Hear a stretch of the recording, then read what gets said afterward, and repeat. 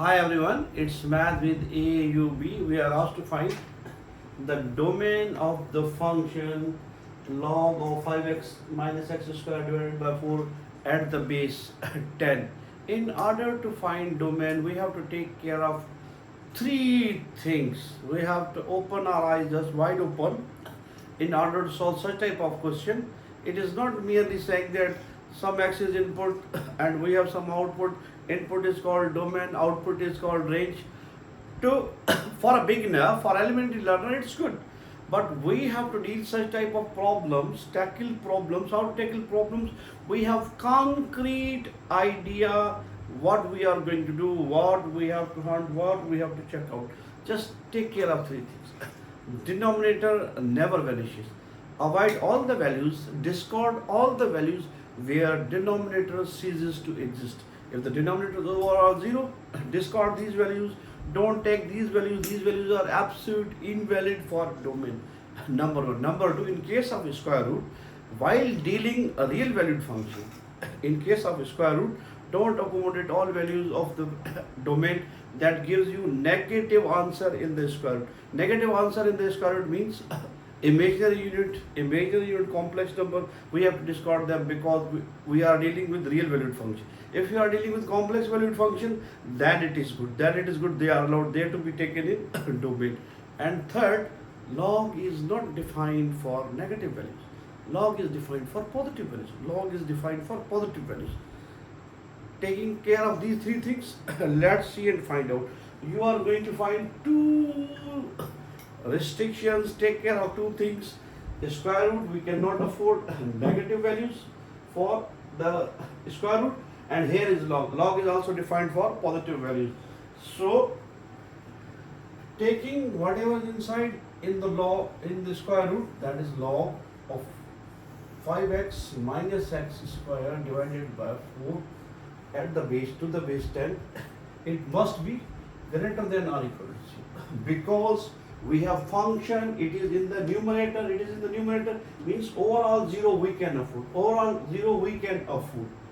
Okay, to get rid of this log 10, taking 10 as a base, take 10 as a base,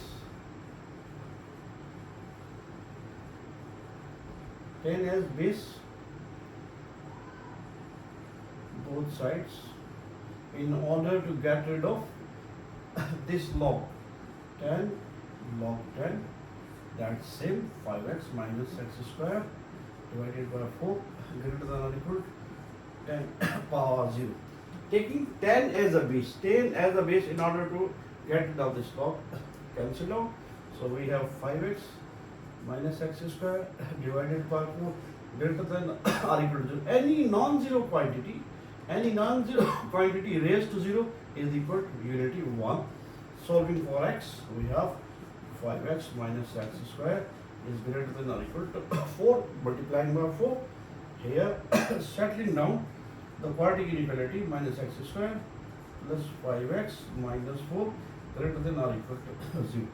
Making it suitable, multiplying minus throughout, we have x square minus 5x plus 4 less than or equal to 0. Whenever we are going to multiply a negative sign, we have to change the sense of inequality. If you are going to divide or multiply any quantity less than 0, if you are going to divide or multiply any quantity less than 0 in case of inequality, sense changes. Factorize 1/4 to 4 or apply your quadratic information x square. I can write this 5x as 4x minus 1x. In our subcontinent, it is known as middle term breakup.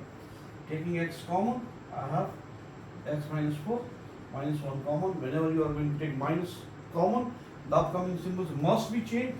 X minus 4 less than or equal to 0. So I have x minus 4, x minus 1 greater than or 0. It will give me x is equal to 1. It will give me x is equal to less than or equal to 1, less than or equal to 4. Writing in inequality form, it must be 1 less than x, x is less than 4. Because in case of interval, a is less than x, x is less than or equal to b, then a must be less than or equal to b. That is the fact in that case. Now, if you are going to take any values from 1 to 4, any values from this closed interval 1 to 4, it will gives us this inequality either 0 or negative, either 0 or negative. Take care of this thing, take care of this thing.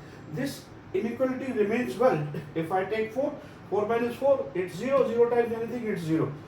Less than or equal to 0, good. 1, it's the same.